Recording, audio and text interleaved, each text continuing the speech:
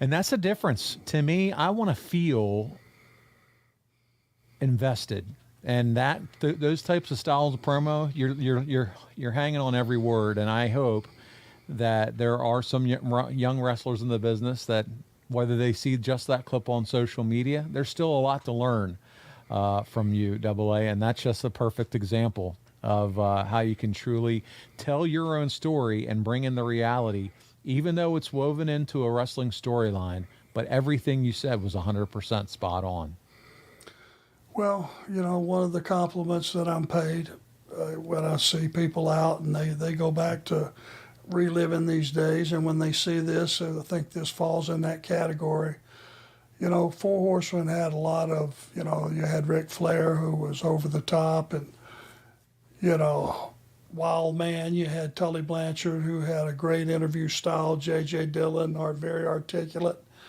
But the biggest compliment that I get is, but when the microphone went to you, we started hitting each other in the ribs going, be quiet, I want to hear this. This guy means business. And that's what that interview just was. That's right. All business, 100% the way I felt. I care now about you and Erik Watts. That's what I'll say as a fan. And I think that was accomplished through that interview, no doubt about it. And as we just heard, man, you warned Erik Watts that he might not be safe anywhere. The ice cream parlor, it doesn't matter. And good to your word, pal. You found Erik Watts, and it's at a gas station in Charlotte. This segment was recorded at the end of December, and it didn't air until January 16th, 1993. Again, it all went down in December. Our second clip of the week, we're going to find out what happens when Arn finds Erik Watts in his backyard at the local filling station. Here we go. Back to WCW Saturday Night. Standing here with Erik Watts. Erik, I want to talk about the altercation between you and Arn Anderson in Charlotte, North Carolina, that happened recently at a gas station. And, sometimes some things can get blown out of proportion.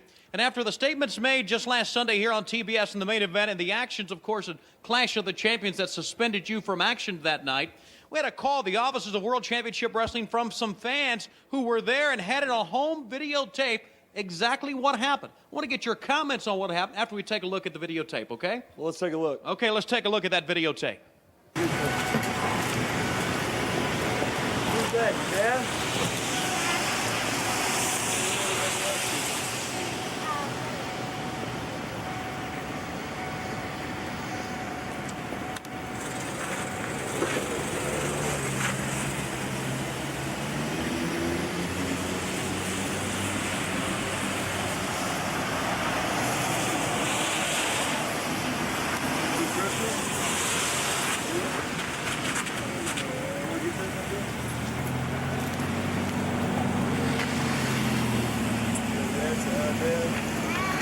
Hey, Blair. Give him a big kiss, Blair. See, ask if you can give him a kiss.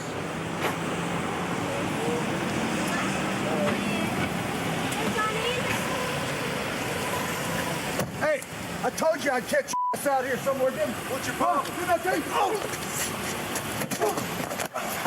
Didn't I tell you I'd catch you? Didn't I tell you? Somebody call the police. Somebody call the police.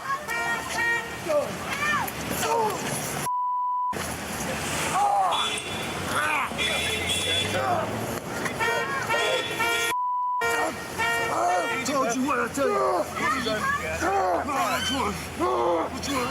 I told you about the smoke of my leg.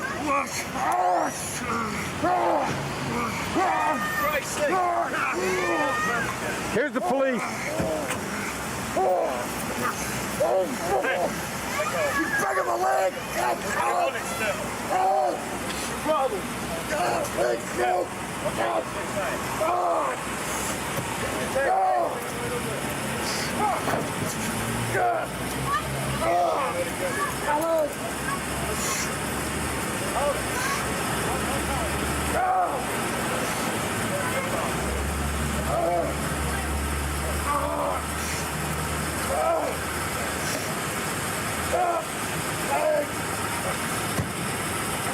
So now, Erik, as you look at that videotape, what was going through your mind at the time? Well, first of all, thank goodness for videotape so the truth can be seen. What's going through my mind is that Arn Anderson made a point that he'd come at me anywhere, anytime. He wanted to jump on, but sometimes, as you can see here, when you jump on top of someone, you can't always get off. Right. Tony, I don't get paid to fight in the streets. I get paid to fight in the ring. But Arn wanted it a different way. I'm a wrestler and have been a wrestler all my life. Now it's a profession of mine.